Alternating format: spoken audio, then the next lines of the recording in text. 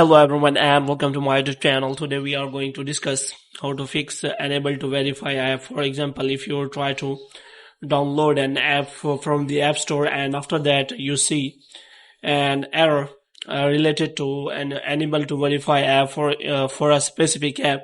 So how you can fix that? So for this, what you have to do, you have to simply watch this video completely. So without wasting any time, let's start the video. So first of all, what you have to do, you have to simply check you are connected to a proper Wi-Fi or internet connection, and you have to turn on the airplane mode for some second, and after that you have to turn it off again so that your Wi-Fi or internet connection can be restarted. And the next thing you have to do is you have to simply restart your Wi-Fi router and you have to check again it is working properly. And the next thing you have to do is you have to simply go to setting, and after that you have to scroll it down until you find the option of general. So here what you have to do, you have to scroll it down until you find the option of transfer or reset iPhone.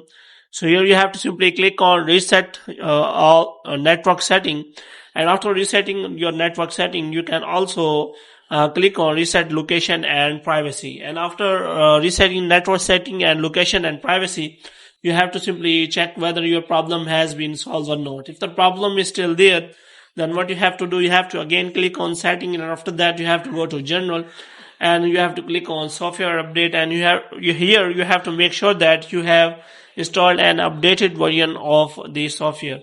Because if your software is not up to date, then you can simply find this error on many apps that enable to verify app. If the problem is still there, then you can simply go for the Apple discussion or Apple Support so that you can get a better solution of this. And if the problem is still there, then you have to simply wait for some time so that a new app update or iOS update is available and it is fixed by the latest version of the app and update.